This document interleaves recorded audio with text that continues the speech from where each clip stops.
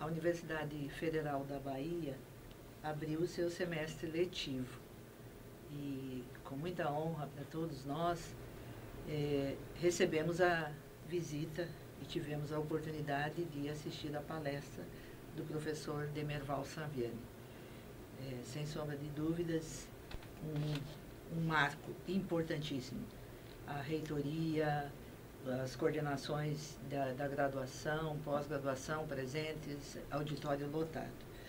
E eu gostaria, professor Saviani, de recuperar da sua fala, depois do senhor ter traçado todo um percurso histórico a respeito das políticas educacionais, a sua conclusão, porque ela é muito esperançosa, apesar da dificuldade e de toda a conjuntura que nós estamos vivendo. E deste final, então, eu gostaria que o senhor destacasse a questão do Plano Nacional de Educação e os elementos centrais que nós precisamos lutar para que se concretizem e aquilo que nós precisamos combater no Plano Nacional de Educação. Bom, eu queria então agradecer esse convite, essa oportunidade de estar aqui na Universidade Federal da Bahia e especificamente agora na Faculdade de Educação, possibilitando-me deixar aqui uma mensagem também para essa programação, né, das entrevistas. Né. E quanto à observação que eu fiz ao final da conferência, é que eu levantei uma série de problemas, né? Mostrei os limites, as dificuldades que a política educacional no Brasil vem trazendo desde as suas origens históricas, né? E coloquei de modo especial as improvisações, as fragmentações das decisões políticas que vem marcando a nossa educação nos últimos 20 anos, né? Fui bastante crítico com a orientação que vem se desenvolvendo a partir da década de 90, que se configura como uma espécie de neoconservadorismo, né, que está baseado numa visão equivocada, centrada na qualidade por meio de rankings, de testes avaliativos gerais, né, e que tudo isso leva a um treinamento para fazer provas e não uma educação efetivamente, né. Mas destaquei também que o Plano Nacional de Educação, aprovado no ano passado, em alguns aspectos, ele avança em relação à situação anterior. Né? Porque o plano anterior, além de ser limitado nos dispositivos referentes ao financiamento, ele teve esses dispositivos vetados e, consequentemente, ele ficou inócuo. O atual avançou porque conseguimos aprovar os 10% do PIB para a educação. Há aí um problema ligado ao fato de que isso foi estendido também ao campo privado, mas, de qualquer modo, não podemos deixar de registrar o avanço de que finalmente foi aprovado o índice de 10% do PIB. Destaquei também que, além do índice do PIB, o plano também aprovou metas ligadas à qualidade por aluno, né?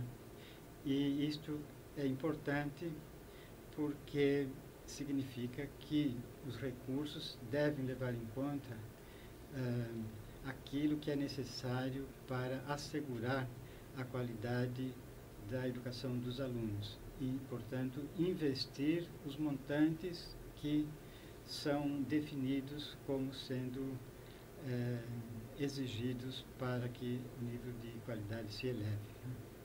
Bem, mas há um risco grande, né, de que essas metas, né, fiquem no papel, não sejam de fato efetivadas, né? E para nos contrapormos a esse risco, é importante retomar a mobilização em defesa da escola pública, né? E eu entendo que seria importante reorganizar os fóruns em defesa da escola pública, em nível municipal, estadual e em nível nacional. E permanecermos, então, organizados e atentos, né, para cobrar a realização das metas e, de modo especial, considerando que o próprio texto da lei que aprovou o plano prevê avaliações e revisões periódicas, né, então, seria importante, nesses momentos, não apenas detectar o que não foi alcançado e que precisa ser alcançado, né, mas também, já que se trata de avaliação e revisão, de corrigir aquilo que o plano colocou de forma não satisfatória. Então, essa mobilização é da maior importância, porque nós estamos numa conjuntura, por um lado, mais favorável e, por outro lado, bem mais difícil do que as anteriores que nós vivenciamos na luta em defesa da escola pública. Seja aquela da década do final da década de 50, né, que desembocou na nossa primeira LDB, né, seja aquela que nos mobilizou em torno, né, da Constituição, né, da aprovação da Constituição de 88 e da aprovação da nossa segunda LDB, que é a atual, né. Por que nós estamos agora numa situação mais favorável? Porque o grau de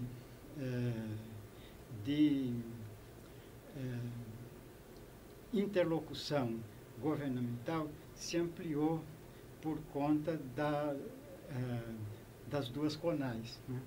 Então, a Conferência Nacional de Educação, que foi de iniciativa do governo, mas buscando articular a sociedade civil, ela permitiu uma mobilização no nível municipal, no nível regional, no nível estadual e no nível nacional, né, de participação nas propostas de política educacional.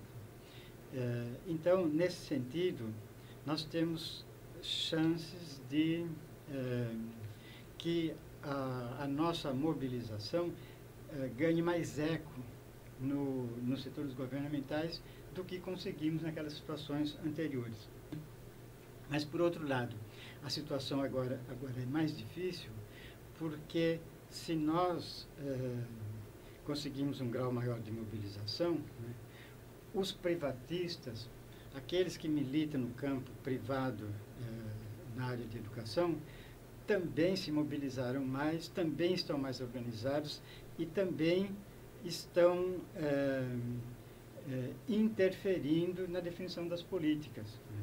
Eles estão interferindo no âmbito da educação pública. Então, há várias organizações aí ligadas ao empresariado, né? A principal delas, mais visível, é o Movimento Todos pela Educação, né? Que reúne empresários dos vários setores, inclusive o setor financeiro, porque há organizações ligadas aos grandes bancos que estão ali, né?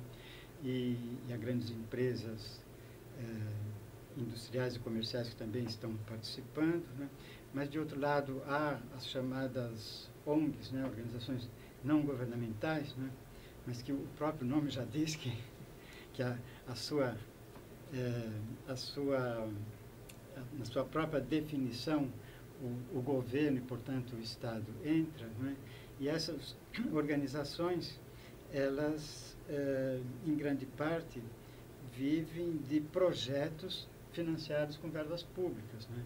E interferindo na educação pública. Um exemplo claro é o do Instituto Ayrton Senna, que está no país inteiro aí com propostas, com ações no campo da própria educação pública, né? Então, esse é um dado novo, por quê? Porque até os anos 80, o empresariado parecia entender a educação como alguma coisa que diz respeito mais a algo ornamental, né? Aquilo que as pessoas utilizam porque têm recursos, né? Então, era um bem de consumo.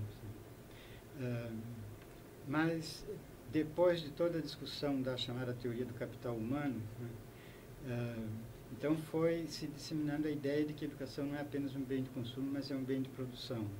E essa consciência foi penetrando também no empresariado, né, de modo que eles vieram a perceber que a educação não só é um fator importante para o próprio desenvolvimento produtivo e, portanto, para o próprio aumento da margem de lucro, né, dos seus empreendimentos, mas, além disso, a educação também é uma área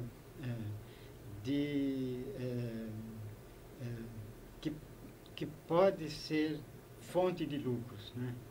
A educação também é uma área que deve ser explorada pelo mercado, né? E isto hoje está, de modo especial, no nível superior, né? A educação virou mercadoria, né? A tal ponto que os grandes grupos empresariais que atuam no campo da educação já colocam suas ações na Bolsa de Valores, né? E já se estabelecem como grupos multinacionais, né? E se defende, inclusive, que a educação superior deixe, no plano internacional, de fazer parte da Unesco e passe a fazer parte da Organização Mundial do Comércio, né? Porque é uma questão de interesse comercial e que assim deve ser tratada. Então, a nossa luta tem que se defrontar também com essas posições e essas interferências que se dão no campo também da educação pública. Então, por isso que parece que a nossa mobilização deve ser mais intensa, né, e também mais qualificada, porque deve ter presente não apenas a defesa da educação pública, mas também a compreensão, né, de que uma educação efetivamente pública deve estar protegida, né, das ganâncias, né, que o mercado alimenta. Obrigada, professor. Professor Cláudio? Professor, reafirmar a satisfação de tê-lo conosco aqui na UFBA. Sua obra, sua presença certamente nos ajuda a pensar um momento complexo da educação.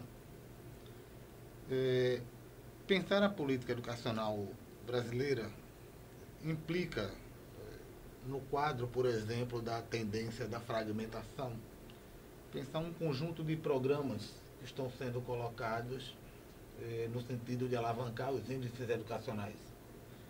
Um deles, que aqui na Universidade eu trabalho, é o PIBID, o Programa Institucional de Bolsa de Iniciação à Docência. E uma preocupação que tem, professor, é com uma contradição que me parece que ela se manifesta cotidianamente. É uma vontade muito grande de fazer avançar o processo de formação humana, de qualificação dos professores, com ferramentas teóricas que são insuficientes para dar conta da realidade.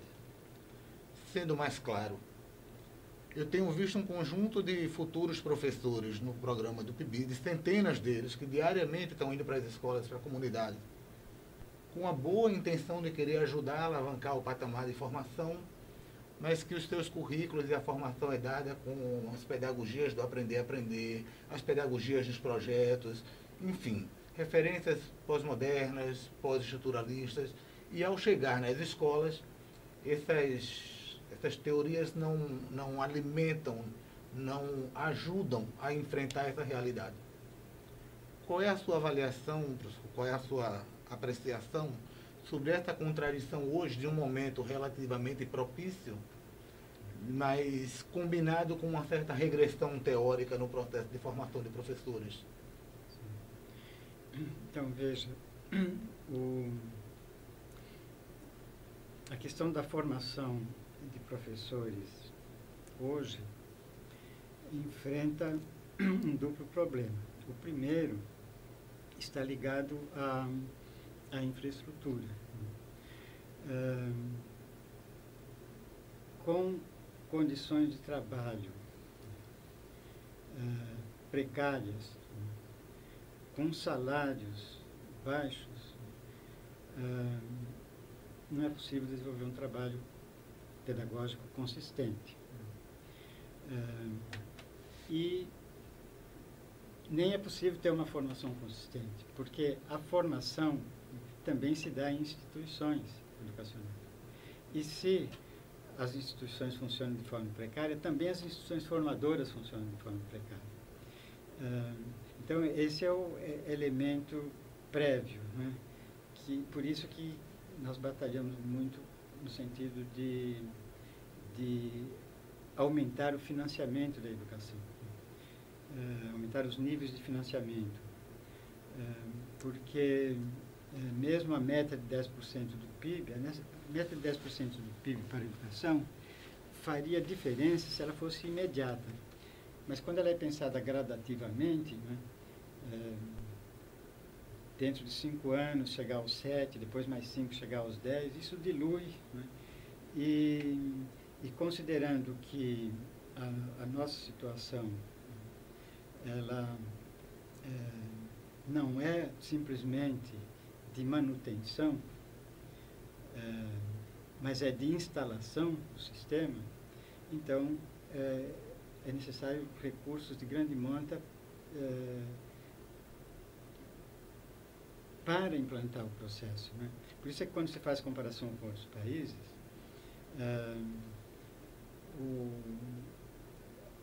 há uma defasagem aí. Por quê? Porque os países que investem 7%, 6%, 8%, 5% em educação, mas que já instalaram o seu sistema, então só se trata de manter aquilo que já está instalado e universalizado. Agora, no caso do Brasil, isso não foi feito. Então, o investimento de rotina não é suficiente. Então, por exemplo, há economistas aí na mídia que dizem que o Brasil já investe bastante em educação, o problema é de gestão, é de uso adequado dos recursos, né? Porque, por exemplo, o Brasil investe em torno de 5%. A Suíça também investe 5%. Agora, por que o Brasil tem esse nível de desempenho e a Suíça tem aquele outro, né? No entanto, não está se levando em conta aí que na Suíça o sistema está instalado. Então, ele investe 5% para manter aquilo que está funcionando universalizado, né? Enquanto que aqui, não, você precisa chegar lá, né? E para chegar lá, não é só expandir, como se comenta também, que o acesso já foi universalizado, o ensino fundamental está universalizado, agora é só pensar o problema da qualidade. Sabe? Bom, primeiro que foi universalizado o acesso, mas não foi universalizada a conclusão. Sabe? E segundo, você universalizar a conclusão, né, sem que eles dominem aquilo que é previsto para aquele nível, também não... você não universalizou o ensino fundamental, você não universalizou a permanência das crianças na escola por 8 anos, ou por 9 agora, mas não universalizou o ensino fundamental propriamente, né? Então, você tem que ter tudo isso funcionando e com professores, né, atuando de forma adequada e de forma digna, com salários adequados e condições de trabalho, de carreira e tal adequadas. Então, tudo isso implica em recursos, né?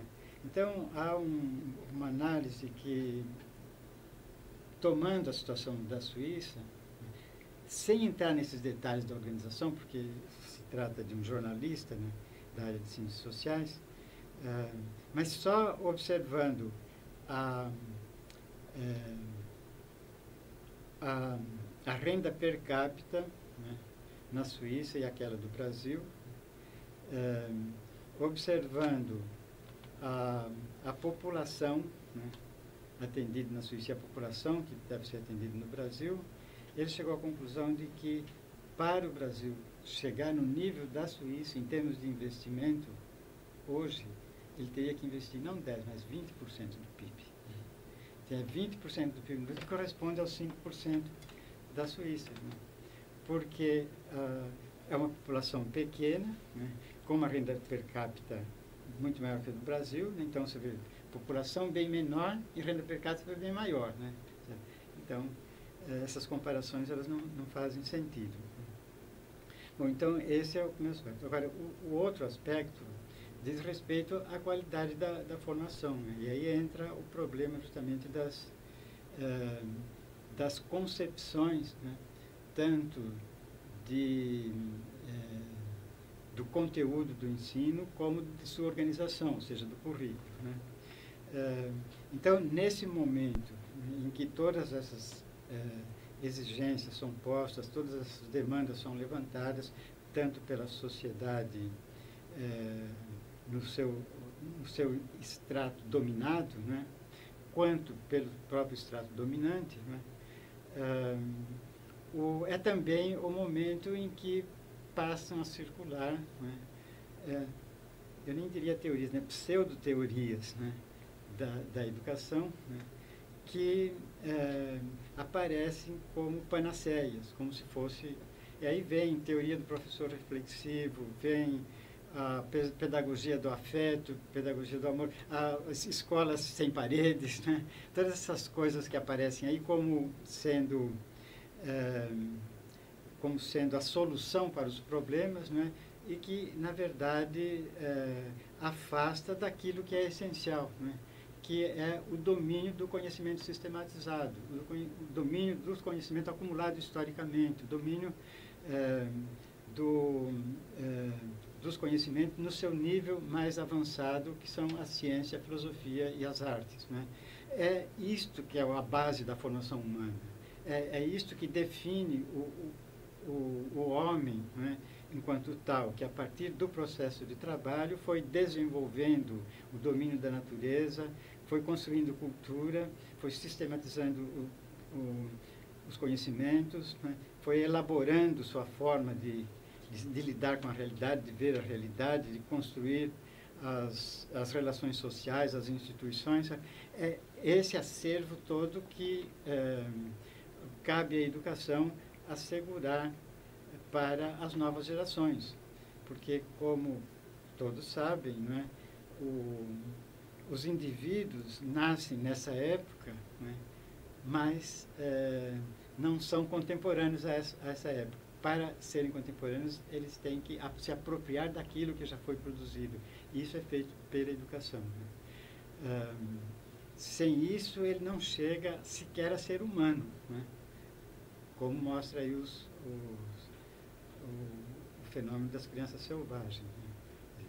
O homem fora da relação com os outros, o indivíduo humano fora da relação com os outros, fora do meio social, ele não chega a se tornar humano. Ou ele perece, que seria o mais comum, né? Ou, se por alguma circunstância especial ele sobreviver, ele não assume a forma humana. Então, o caso das crianças selvagens mostra isso. Quer dizer, ela sobreviveu fora do meio humano, mas não assumiu a forma humana. Quando foi encontrado aquele garoto selvagem lá, lá na França, no final do século XIX, no final do século XVIII, o que se constatou é que ele tinha cerca de 12 anos, mas andava nu, né? Se alimentava de raízes, de folhas, que ele aprendia diretamente com a boca, né? E então foi preciso depois ele ser submetido a um processo educativo para então assumir a condição propriamente humana. Agora, isto que eu falei agora está ligado à educação de modo geral, né? Que é um processo que se dá na relação interhumana. Agora, quando nós pensamos a questão da escola, da educação pública organizada na forma escolar, né, aí é que entra o problema do domínio dos conhecimentos sistematizados, né? Porque o conhecimento espontâneo pode se adquirir nesse processo. Mas se projeta para a escola, né, esse espontaneísmo, como essas supostas teorias que circulam hoje defendem, né, que nas escolas se baseia na experiência imediata, e, portanto, naquilo que é chamado conhecimento cotidiano, né, como é o caso da teoria do professor reflexivo, né, se propaga a ideia de que as escolas devem dar vazão aos sentimentos, à afetividade, àquilo que é a pressão imediata, certo? Então, está se descaracterizando o papel da escola. E isso só serve à manutenção do status quo, né? Porque os indivíduos vão estar se adaptando a essas circunstâncias e sem condições de agir sobre elas, né? Para transformá-las, né? Então, são teorias que são próprias de uma fase em que a sociedade se esgotou e entra em decadência, né? Então, esse é outro dado que a gente precisa ter presente, que, na verdade, a forma social, né, que nós conhecemos como sendo o capitalismo, né, esgotou as suas possibilidades. E depois sobre a base das relações sociais centradas no trabalho livre, no trabalho assalariado, né, as forças produtivas tiveram um avanço imenso, né? Hoje, essas forças produtivas estão sendo travadas por essas relações, né? E por isso que hoje o capitalismo vive de uma produção destrutiva, né? Porque para reconstruir o que foi destruído, não precisa de novas relações. Sobre a base dessas mesmas relações, isso pode ser feito. Então, por isso é que hoje nós assistimos a grandes processos de destruição, né?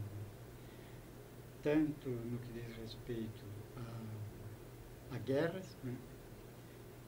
As duas grandes, depois das guerras, o capitalismo tem um surto de desenvolvimento. Tem que reconstruir, então, sobre a base daquelas relações, se reconstrói, né? Hoje nós temos guerras localizadas, né?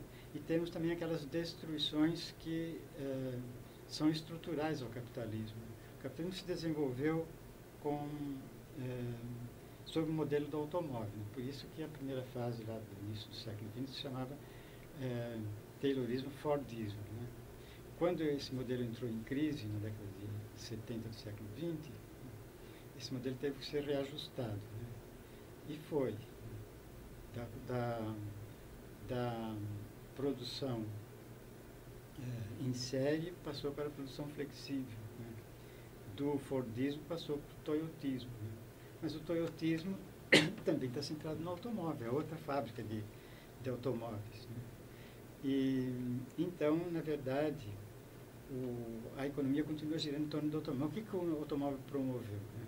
Promoveu a verticalização das cidades, a abertura de grandes avenidas, que isso movimenta a economia, né? Mas promove também os desastres, né, ambientais, desastres de trânsito, né, que exigem reconstrução.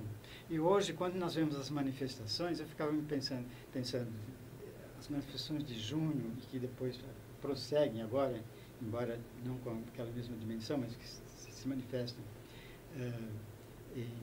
em diversas circunstâncias, né? E que tem uma marca que é a destruição, né? A queima de ônibus é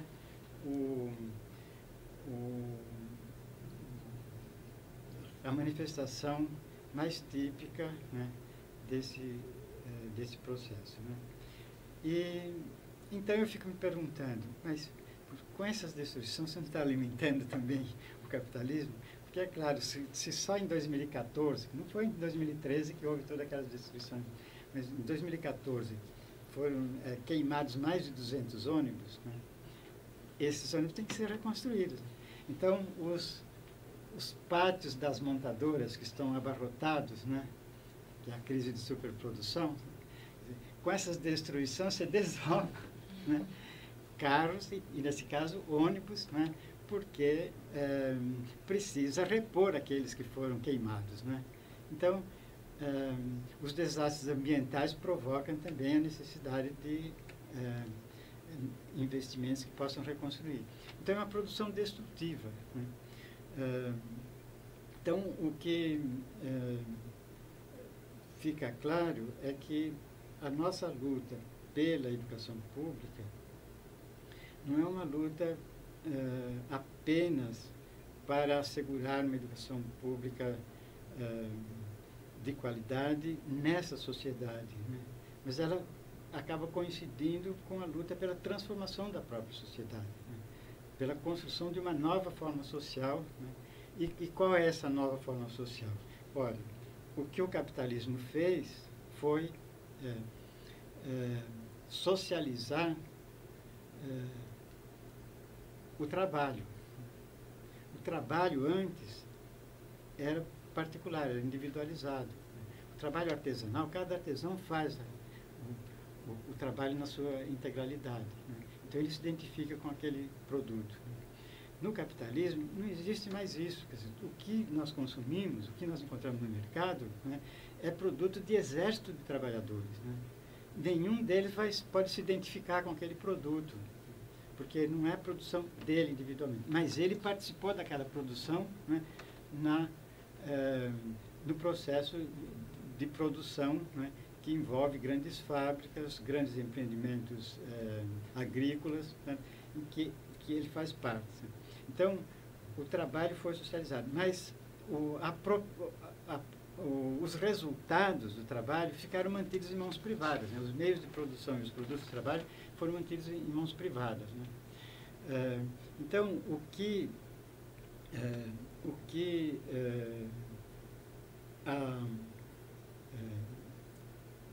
travamento das forças produtivas hoje está evidenciando é que, para libertá-las, assim como lá para libertar as forças produtivas das travas das relações de produção, foi preciso arrancar o servo do seu vínculo com a gleba e os artesãos do seu vínculo com a corporação de ofício, né, e transformá-los em trabalhadores livres.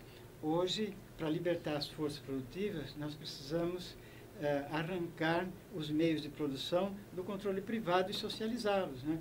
Arrancar os produtos do trabalho do controle privado e torná-los disponíveis para o conjunto da sociedade.